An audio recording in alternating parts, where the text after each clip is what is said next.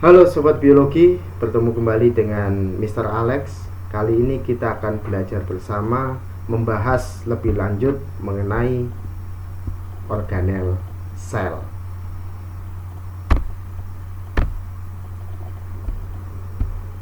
Di dalam sel itu sendiri ada sebuah sistem yang dinamakan sistem endomembran. Jika kalian perhatikan dari gambar yang ada, ini ada perpindahan materi yang dimulai dari membran inti atau karioteka ke retikulum endoplasma, baik kasar dan halus. Kemudian dari retikulum endoplasma ini berpindah ke badan Golgi melalui vesicle transport, ini yang berupa kantung. Dari vesicle transport ini nanti akan dari badan Golgi nanti akan berpindah lagi materinya melalui vesicle ke lisosom, ke vakuola, dan kemudian ke membran plasma. Pada membran inti ini dengan retikulum endoplasma, dengan membran dari retikulum endoplasma ini berhubungan secara langsung. Sedangkan perpindahan dari retikulum endoplasma ke badan Golgi ini melalui vesicle transport. Begitu juga dari badan Golgi ke lisosom, ke vakuola dan membran plasma juga melalui vesicle. Nah, terkait hal itu, sistem endomembran ini merupakan himpunan membran yang membentuk unit fungsional dan perkembangan tunggal, baik yang terhubung bersama-sama secara langsung atau bertukar materi melalui transportasi vesikel, kantung kecil ya. Dan tadi sudah dijelaskan yang mencakup di dalam sistem endomembran itu ada selubung nukleus atau membran inti atau karioteka, kemudian ada retikulum endoplasma baik kasar maupun halus, kemudian ada aparatus Golgi atau badan Golgi atau diktiosom pada sel tumbuhan, kemudian lisosom, vakuola, dan membran plasma. Kali ini kita akan melihat nih lebih spesifik terkait retikulum endoplasma, badan Golgi, lisosom, dan vakuola. Begitu juga dengan organel lainnya yang tidak termasuk di dalam sistem endomembran. Organel sel yang pertama, retikulum endoplasma. Retikulum endoplasma ini tersusun dari selapis membran yang berlekuk-lekuk, dan posisinya ini di dekat atau menempel dengan inti sel. Ada dua jenis retikulum endoplasma, yaitu retikulum endoplasma kasar dan retikulum endoplasma halus. Secara sederhana, yang membedakan antara kedua retikulum ini, kalau retikulum endoplasma kasar, jika kalian perhatikan pada gambarnya, ini ada bintik-bintik. Nah, bintik-bintik ini adalah ribosom. Jadi pada permukaan retikulum endoplasma kasar ini terdapat ribosom. Sedangkan pada retikulum endoplasma halus, pada permukaannya tidak ada ribosom. Nah, terkait hal itu, fungsinya yang dihasilkan pun juga berbeda. Ya, retikulum endoplasma kasar ini berperan di dalam transportasi protein karena adanya ribosom. Selain itu juga dia menghasilkan protein sekretoris, yaitu glikoprotein, dengan menambahkan oligosakarida ya pada protein. Sedangkan retikulum endoplasma halus ini sendiri dia berfungsi dalam sintesis lipid, metabolisme karbohidrat, dan detoksifikasi racun.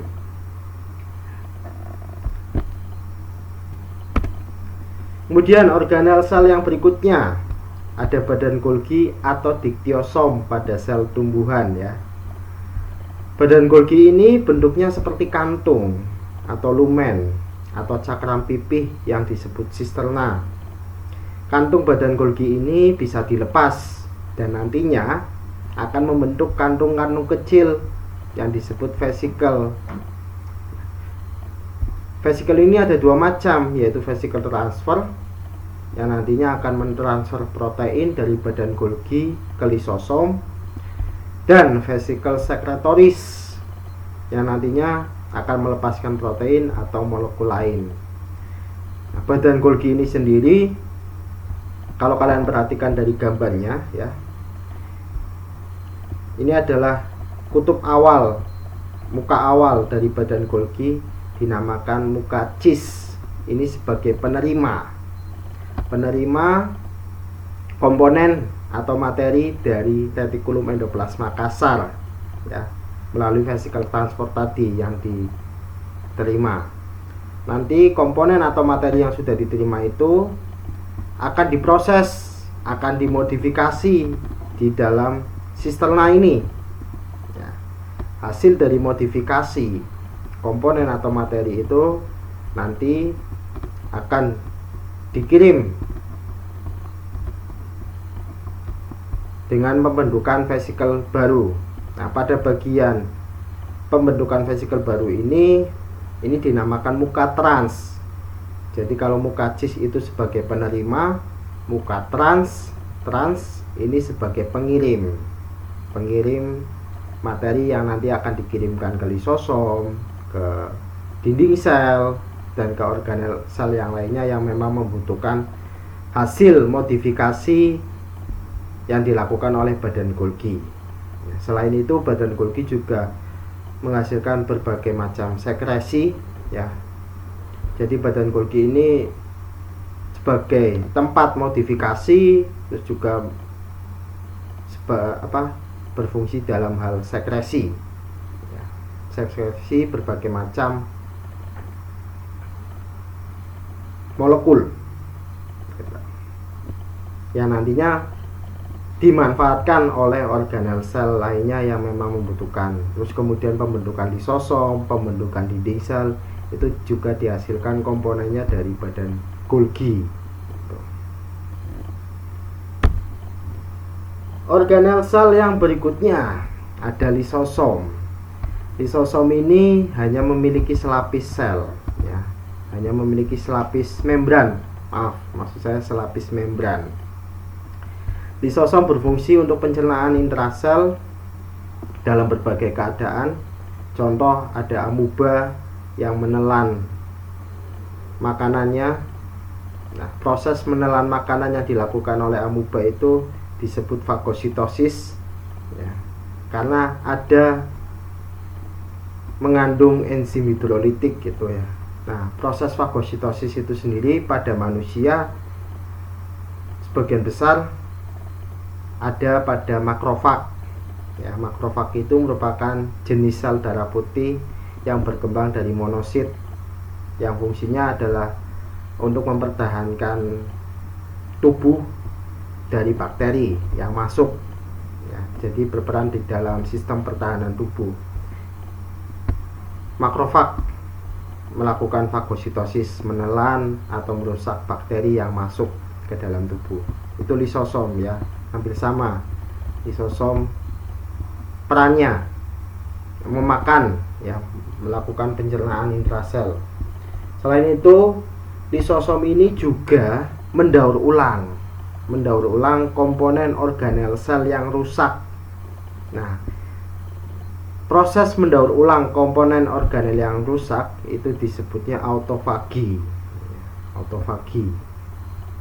Karena adanya enzim hidrolitik ini, itu terkait lisosom. Kemudian organel sel yang berikutnya ada vakuola. Vakuola ini hanya ditemukan di sel tumbuhan ya. Di hewan hanya ada di hewan uniseluler, yaitu protozoa. Tapi pada umumnya pada sel tumbuhan. Vakuola itu dibungkus oleh sebuah membran yang dinamakan tonoplas. Vakuola di sel tumbuhan ini berisi getah yang mengandung makanan dan juga zat buangan lain. Artinya, vakuola pada sel tumbuhan ini dia selain menyimpan cadangan makanan, dia juga menyimpan hasil produk samping dari metabolisme sel itu sendiri, yang berbahaya, jadi disimpan di dalam vakuola supaya tidak mengganggu aktivitas metabolisme sel yang lainnya. Jadi hasil produk sampingnya itu juga disimpan di vakuola. Selain menyimpan cadangan makanan, juga menerima atau menyimpan produk samping hasil dari metabolisme sel. Kemudian vakuola itu juga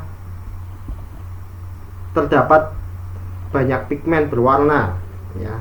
Di dalam vakuola ini terdapat banyak pigmen berwarna yang nantinya berperan di dalam menarik perhatian serangga dalam membantu penyerbukan, khususnya di tumbuhan itu sendiri, ya. Itu terkait vakuola.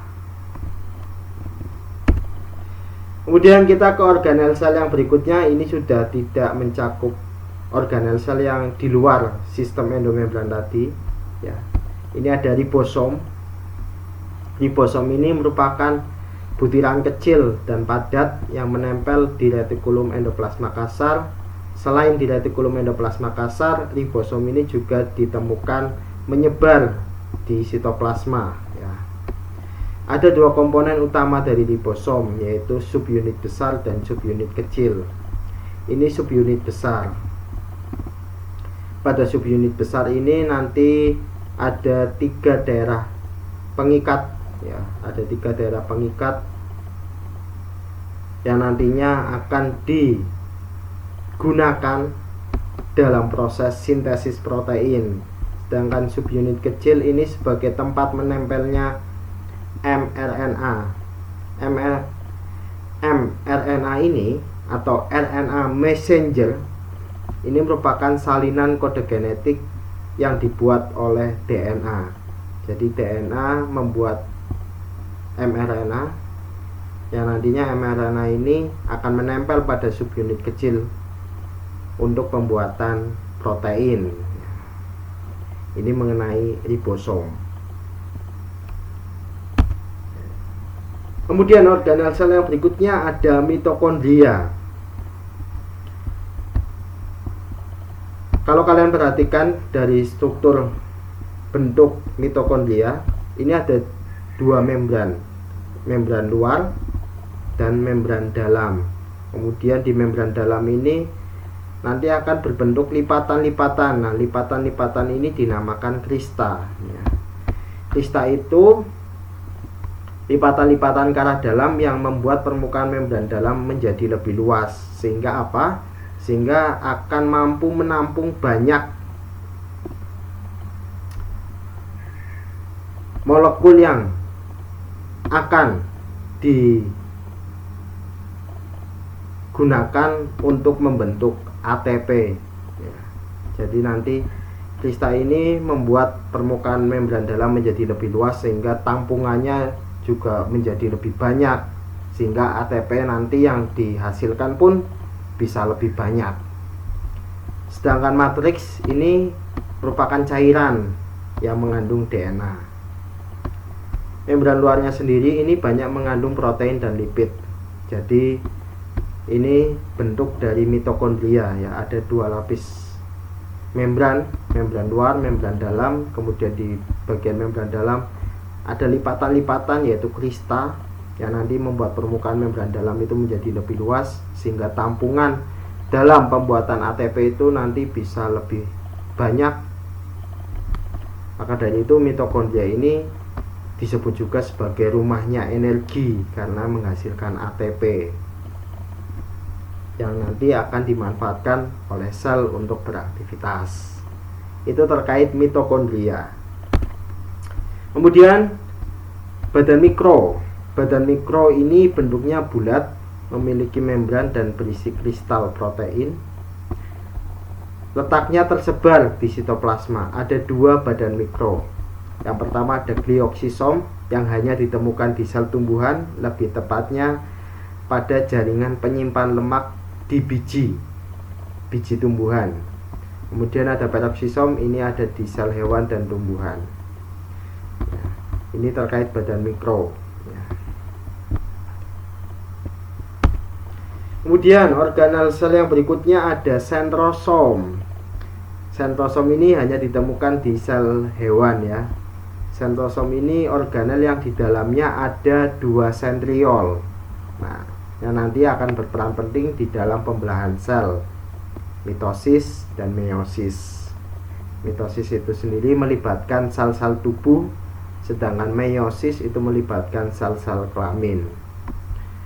Tepatnya sentrosom nanti yang akan mengatur benang-benang spindle yang dihasilkan oleh sentriol selama pembelahan sel ya, jadi ini sentrosol, di dalamnya ada 2 sentriol yang nantinya sentriol ini akan menghasilkan benang-benang spindle selama pembelahan sel itu berlangsung, baik mitosis maupun meiosis. Kemudian organel sel berikutnya ada plastida. Nah, plastida itu ada 3 jenis. Ini berdasarkan kandungan pigmennya.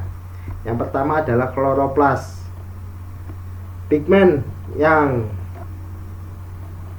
dominan itu adalah pigmen klorofil berwarna hijau yang nantinya dimanfaatkan di dalam proses fotosintesis ya, dan karotenoid. Kemudian ada kromoplas. Di sini mengandung pigmen berwarna merah, jingga dan kuning. Fungsinya memberi warna pada bunga sehingga membuat serangga tertarik nanti dalam membantu proses penyerbukan. Kemudian ada leukoplas. Leukoplas ini tidak memiliki pigmen ya, jadi tidak berwarna. Fungsinya untuk menyimpan cadangan makanan, yaitu berupa amilum. Itu mengenai plastida ya. Ada 3 jenis, kloroplas, kromoplas, dan leukoplas. Ya, demikian pembahasan mengenai organel sel. Jika ada pertanyaan yang dirasa masih belum jelas, silakan kalian bisa langsung menanyakan di dalam kolom komentar. Tetap semangat dalam belajar, terus jaga kesehatan. Selamat pagi, Tuhan memberkati.